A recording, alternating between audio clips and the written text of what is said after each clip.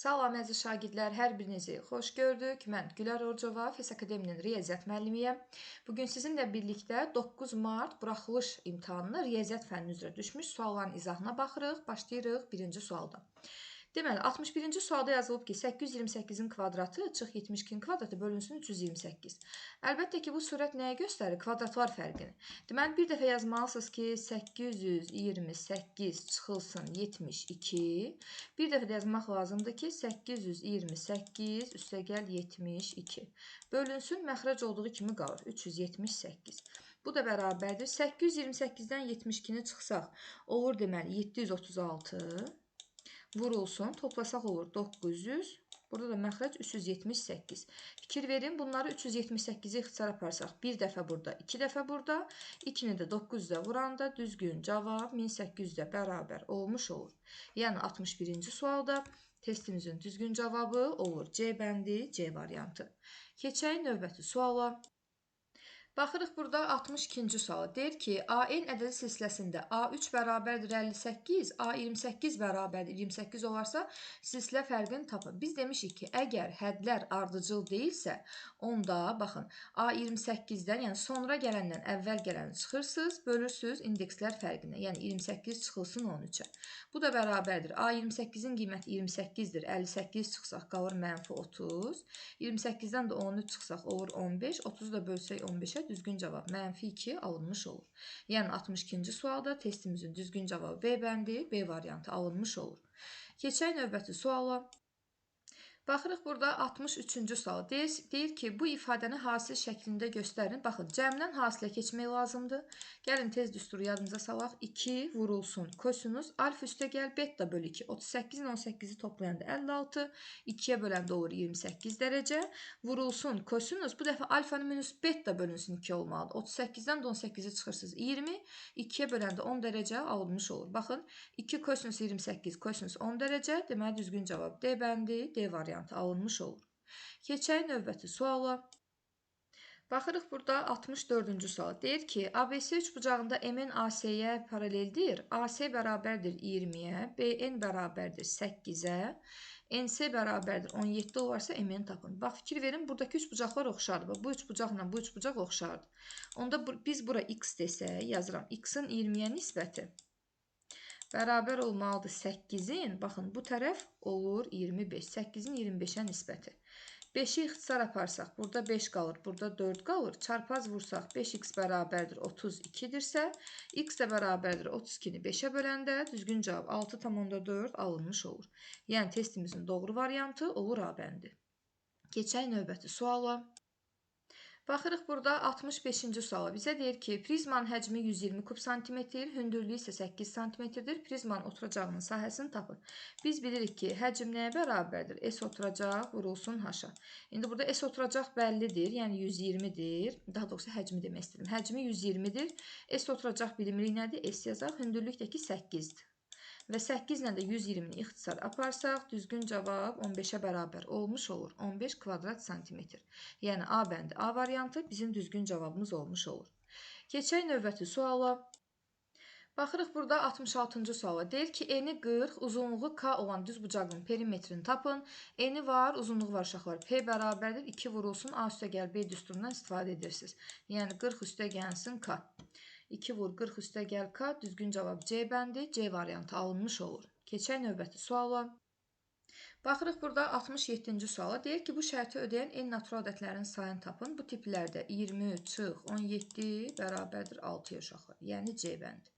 Yox, əgər deyək ki, bu formada getmirsə, sadəcə ədədləri yazın. Baxın, 17-ni ala bilir, 18-i ala bilir, 19-u ala bilir, 20-ni ala bilir, 21-i ala bilir, bir də 22-ni ala bilir, 23-i ala bilməz. Neçədən oldu? 1, 2, 3, 4, 5, 6.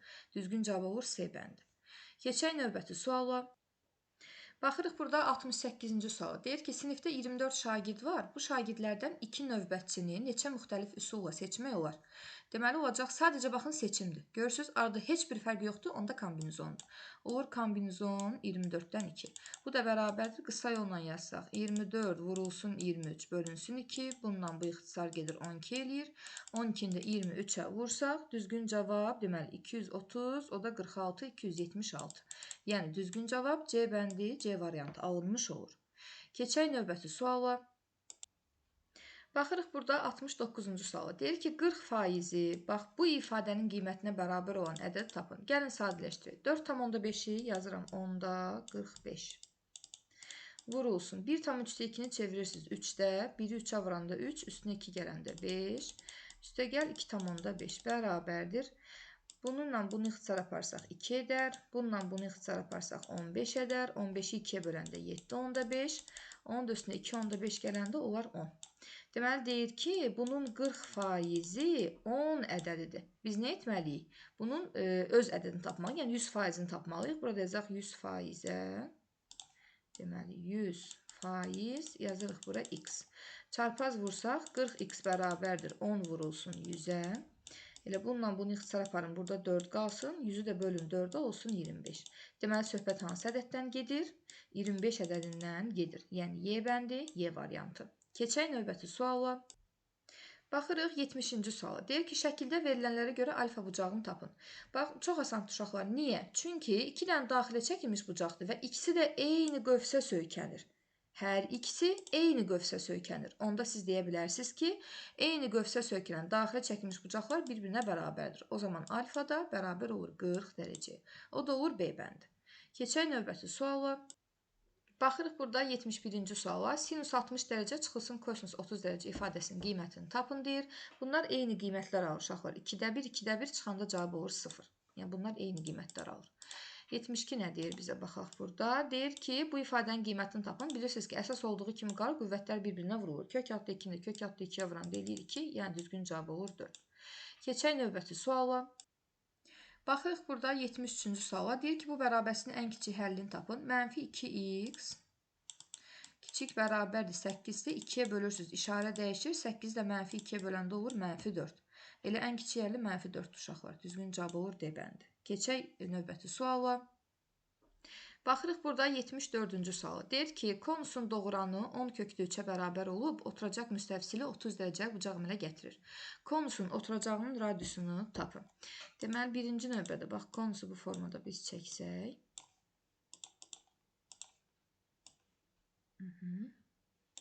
Deyək ki, belə edək uşaqlar. Əsas bizə onsuz da burada radius lazımdır. Deməli, konusun doğuranı 10 kökdə 3-dür. Baxın, bura 10 kök altında 3-dür. Oturacaq müstəvisili 30 dərəcə bucaq əmələ gətirir.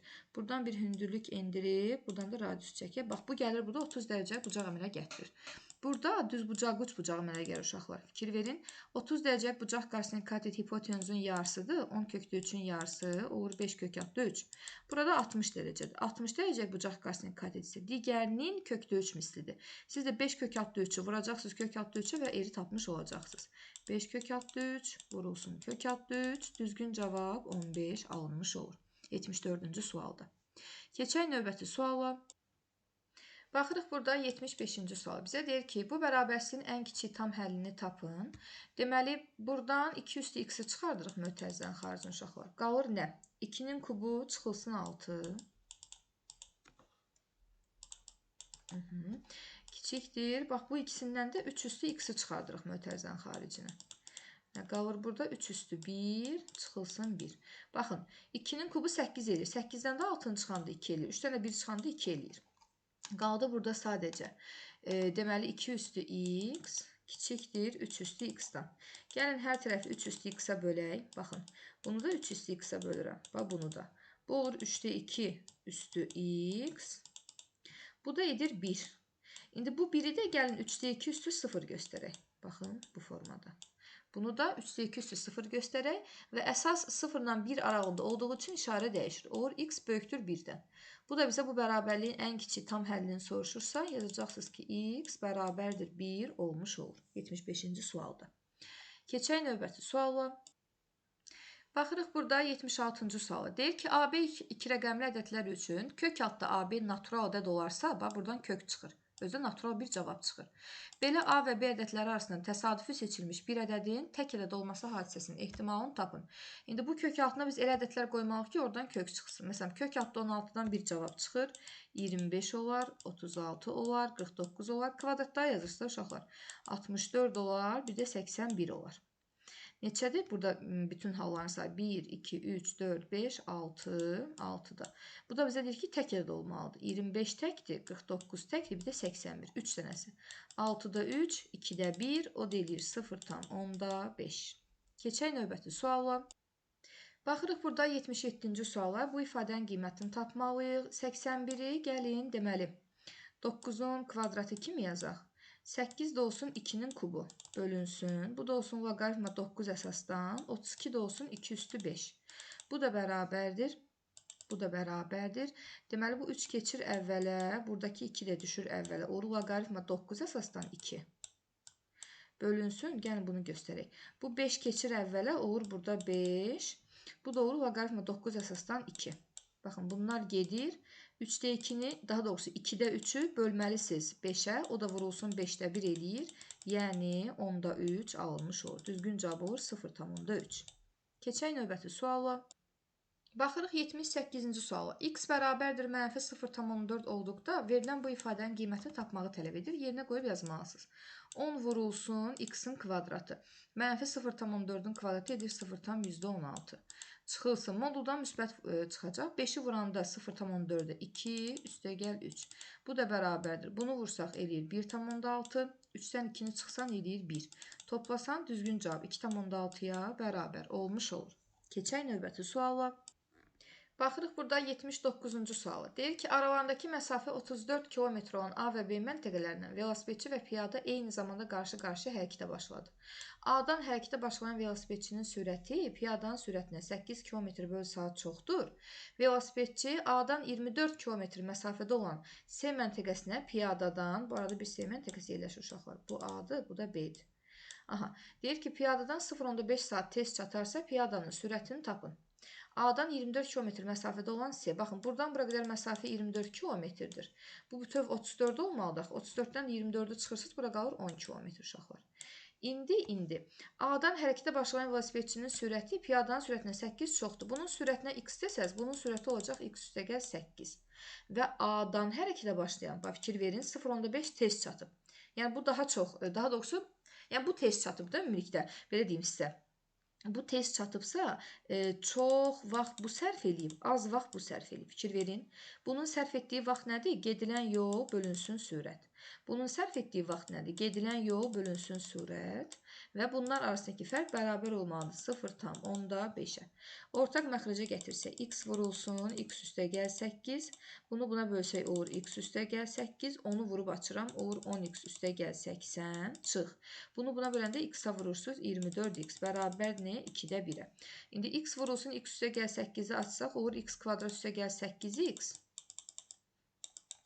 Yuxarıda da olur, deməli 80 çıxılsın, 24-dən də 10 çıxanda eləyir 14. Yəni 80 çıxılsın 14x. İndi çarpaz vuruq. 1-i məxrəcə vuranda olur x kvadrat üstəgəl 8x. 2-ni surətə vuranda olur 160 çıxılsın 28x. Keçirdəndə digər tərəfə buradan yazacağım. X kvadrat. İndi müsbət 8, müsbət 28. Eləyir müsbət 36. Bu da mənfi 160. Bərabərdir 0-a. 4 və 40 götürə bilərik. Sadəcə hansı mənfidir bunların? Mənfi 40. Baxın, 4-ü vursaq mənfi 40-a mənfi 160 eləyir. Toplasaq ikinci nəksi olur və sürət mənfi ola bilməz. Deməli, düzgün cavabı olur 4. Bax, piyadanın sürətini istəyir sizdən. Deməli, testin düzgün cavabı 4-ə bərabər olmuş olur. Keçək növbəti suala. Baxırıq burada 80-ci suala. Deyir ki, 24 nəfərdən ibarət işçi qrupunda olan qadınların yaşların ədəd ortası 21, kişilərin yaşların ədəd ortası isə 29-dur. Qrupdakı bütün işçilərin yaşların ədəd ortası 26 olarsa, qrupda neçə nəfər kişi var? Deyək ki, x nəfər xanım olsun, y nəfər sayda, yəni kişi olmuş olsun. Bunlar ikisi bir yerdə 24-dür. İndi qadınların yaşlar cəmdir. Bölürəm onların sayına, cavab alınır 21. Çarpaz vursaq, qadınların yaşlar cəmi bərabərdir 21x-a. İndi bu kişilərin yaşlar cəmini, elə cəm yazaq bura, bölürük onların sayına, y-a, bərabər olmalıdır 29-a. Çarpaz vursaq, kişilərin yaşlar cəmi bərabər olur 29y-a. Deyir ki, qrupdakı bütün işçilərin yaşlarının ədəd ortası 26-dır. Qadınların yaşlarının cəmi ilə kişilərin yaşlarının cəmini toplayırsınız. 21x üstəgəl 29y bölünməlidir. Deməli, bu bütün qrupun sayına 24-ə bərabər olmalıdır nəyə? 26-ya. İndi gəlin belə edək. 21x üstəgəl 29y bərabərdir 26 vurulsun 24-ə. Digər tərəfdən x üstəgəl 4-də 24 olmalıdır. X üstəgəl y bərabər olmalıdır 24-ə. Bizə lazımdır qrupda neçə nəfər kişi olduğu. Y-ın sayını tapmalıyıq. Ona görə hər birini 24-ə vururam. Bunu da 24-ə vururam. Daha doğrusu, mən y-ı istəyirəmsə, x-i itirməliyəm. 21-ə vururam uşaqlar. Bunu da 21-ə vururam. Bunu da 21-ə vururam. Bunu da 21-ə vururam. Və yuxarıdakindən aşağıdakini çıxıram. 21x-lar getdi. 29y-dan 21y çıxanda qalır 8y bərabərdir. İndi bu ifadədən də, bax bu ifadəni çıxmalıyıq. 24-ü çıxardıram mötərizənin xaricinə. 26-dan da 21 çıxanda olur 5. Bununla bu ixtisar gedir 3. Y da bərabərdir. 3 dəfə 5. Deməli, düzgün cavab 15-ə bərabər olmuş olur. Bu qrupda neçə nəfər kişi var? Düzgün cavab 15. 80-ci sualda. Keçək növbəti suala. Baxırıq burada 81-ci suala. Deməli 81-də bizə deyir ki, fx bərabərdir ax kvadrat üstəgəl bx üstəgəl c funksiyasının qrafiki verilmişdir. AC BC-yə perpendikulyardır. CO bərabərdir 5-ə. Bax bu məsafə 5-dir. Deməli bunun koordinatı 5-dir. BO bərabərdir 25 vurulsun AO olarsa parabolanın təpə nöqtəsinin apsisini tapın. Gəlin AO-ya bir x deyək. Onda bu OB parçası olacaq 25x və düzbucaqlı üçbucaqda hündürlüyün xassəsinə əsasən 5-in kvadratı bərabərdir m vurulsun n-ə 25x-ə. 25-lər gedir. X kvadrat bərabərdir 1-dirsə, buradan x-in qiyməti bərabər olur 1-ə. X-in qiyməti 1-dirsə, bu məsafə 25-dir. Yəni bu koordinat bərabər olacaq 25-ə. X-in qiyməti 1-dirsə, bu məsafə 1-dir. Deməli, bu koordinat bərabər olacaq mənfi 1-ə. İndi təpə nöqtəsinin apsisini istəyir. Bax, fikir verin. Bu təpə nöqtəsinin apsisi gəlir burada. Həmin bu funksiyanın simmetriya, belə deyək də, mərkəzin üzərində yerləşir. Bax, fikir verin, düz burada yerləşir.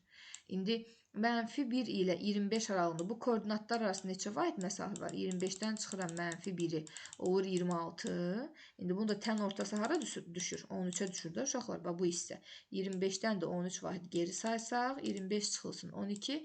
Deməli, düzgün cavab apsis gəlib 12-yə bərabər olmuş olur. Bunu qayda kimi desəsə yadda saxlayın ki, həmin bu x0-ı tapanda köklərdən istifadə edirəm. Mənfi 1, 25. 24, 2-yə də böləndə o da eləyir 12. Bu yolla da gedə bilərsiniz. Düzgün cavab 12-dir uşaqlar. Keçək növbəti suala. Baxırıq burada 82-ci suala. Bizə deyir ki, alfa və beta uyğun tərəfləri paralel olan müxtəlif adlı, qamma və fi bucaqları isə uyğun tərəfləri paralel olan eyni adlı bucaqlardır. Qammanın dərəcə ölçüsü alfanın dərəcə ölçüsündən 20% az, finin dərəcə ölçüsü betanın dərəcə ölçüsündən 20% çox olarsa, alfa və betanın hər birinin dərəcə ölçüsünü tapın. Əgər, baxın, uyğun tərəfləri paralel olan müxtəlif adlı bucaqlar desə, deməli cəmi 180-dir. Əgər bu qamma və fi bucaqları uyğun tərəfləri paralel olan eyni adlı bucaqlar isə bir-birinə bərabərdir. Qamma bərabərdir fi bucağına. İndi deyir ki, qammanın dərəcə ölçüsü alfanın dərəcə ölçüsündən 20% azdır. Qammanın dərəcə ölçüsü bərabərdir nəyə? Deməli, alfanınkindən 20% az. Onda 80%-dir. 0,8 alfa yaza bilərsiniz. Finin dərəcə ölçüsü isə bərabərdir betanın dərəcə ölçüsünün 20% çox. Normalda 120, daha doğrusu 100% olmalıdır. 20% artıranda olur 120, o da eləyir 1,2 beta. İndi bu ikisinə bir-birinə bərabər doğrudur. Gətirib bir-birinə bərabərləşdirsək, 0,8 alfa bərabərdir 1,2 betaya. Ona vuranda 8 alfa bərabərdir 12 betaya. Hər tərəfi də 4-ə ixtisar aparsaq, burada qalacaq 2 alfa, 12 bölü 4, burada qalacaq 3 beta. Deməli, alfanın qiyməti bərabər olacaq buradan 3k-ya. Betanın qiyməti bərabər olacaq 2k-ya.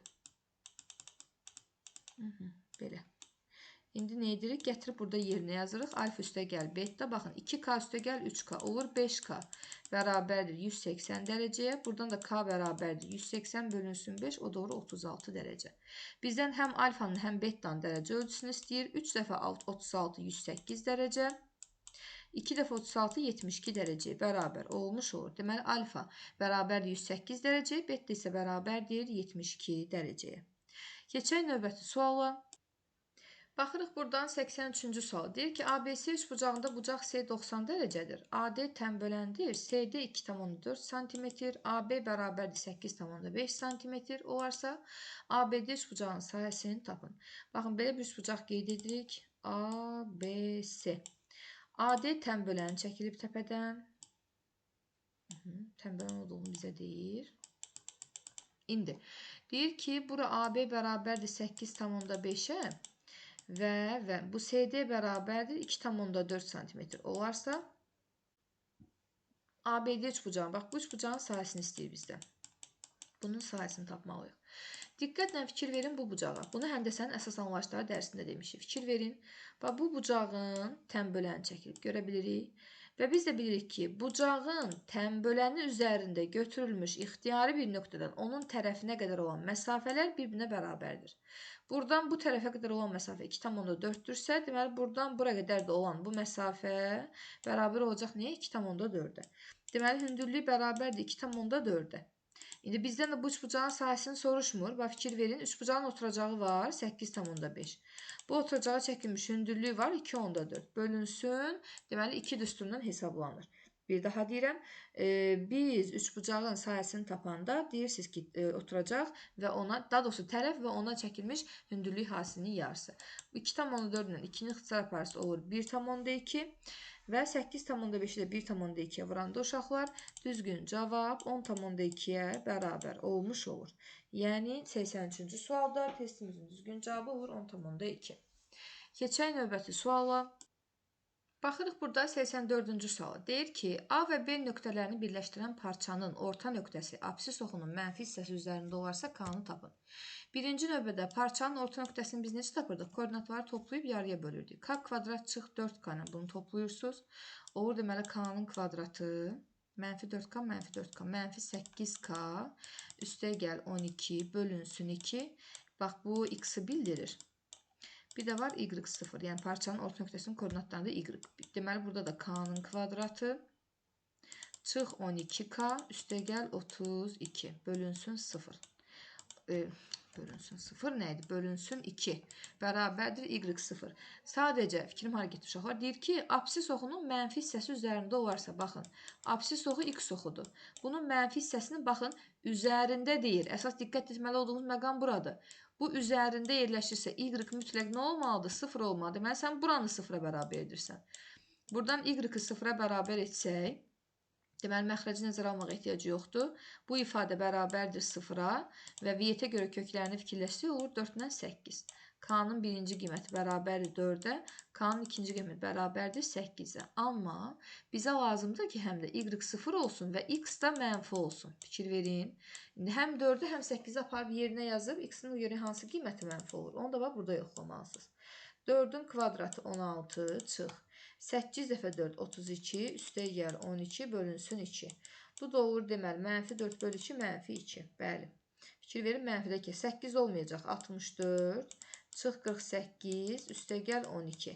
64 üstə gəl 48 olur 76. Oradan 48-i çıxıb 2-yə bölsək, bu müsbət cavab alınır uşaqlar. Bizə müsbət lazım deyil. Bizə deyir ki, x-in mənfisində olsun. Ona görə düzgün qiymət burada 4-ə bərabər olmuş olur. Bu hesablanmış hissəsi də. Gidib bunu götürməyin. Sadəcə sizdən K-nı istəyir. Deməli, düzgün cavab K-nın 4 qiymətində. Keçək növbəti suala. Baxırıq uşaqlar 85-ci suala. Deyir ki, Euler-Venn diaqramında A və B çoxluqlarının elementlərinin sayı verilmişdir. Kəsişmənin elementlərinin sayı böyük olmalıdır B çıxa, yəni yalnız B-də olan elementlərin sayından. X-in olarsa, X-in natural qiymətləri üçün A çıx B-nin ala biləcəyi ən kiçik və ən böyük qiymətlərin cəmini tapın. Gəlin birinci bunu yazaq. Kəsişmənin elementlərinin sayı 3x üstə gəl 4-dür. Bu böyük olmalıdır. Yalnız B-də olanlar, yəni 19 çıxılsın 2x-dan. 2x atırıq o tərəfə. 5x böyük olur. 19 üstə gəl 4. Yəni, daha doğrusu 19 çıx 4. 15-dən x də böyük olur 3-dən. İndi x 3-dən böyüdür. Bizə bu ifadədir. Baxın, a çıx b. A çıx b buradır. 2x üstə gəl 5. Bunun lazımdır bizə bir ən kiçik qiyməti, bir də ən böyük qiyməti. Aha. Ən kiçik qiymət, məsələn, x-a 4 verəndə olacaq uşaqlar. Baxın, 2 dəfə 4 edir neçə? 8. 8 üstə gəl 5. 13. 13, düzdürmü? Ən böyük qiymətini tapmaq üçün isə indi biz burada x-ə hara qədər qiymətlər verə bilərik? Fikir verin uşaqlar bu hissəyə. Bu mənfi ola bilməz. Niyə mənfi ola bilməz? Çünki hər hansısa bir çoxluğun elementlərinin sayı mənfi ola bilməz. Deyirik ki, 19 çıx 2x böyükdür 0-dırsa, mənfi 2x böyükdür mənfi 19-dursa, x kiçik olur 9,5-dən. Təbii ki, 9,5 ala bilmir, amma x burada 9-u ala bilir. Fikir verin. X-in yerinə gətirib 9 yazsaz, bu da olacaq ən böyük qiymət. Yəni 9-un tərəfi olmaz. Çünki mənfiyə gedir. 2 dəfə 9 eləyir 18. 18-in də üstünə 5 gəlsə, düzgün cavab olur 23. Ən böyük qiymətlə ən kiçik qiymətin cəmi uşaqlar, o da bərabərdir 36 alınmış olar. Belə. Bununla da bütün sualları bitirmiş olduq. Düşünürəm ki, rahat olan suallar idi. Məsələn, 25-də 25 də yazmaq olardı. İnşallah ki, elə tam istədiyiniz nəticəni də bu buraxılışdan əldə etmiş olasınız uşaqlar. Bugünkü izahımız haqqında bu qədər. Növbəti izahlarda yenidən görüşərik. Sağ olun, hələlik.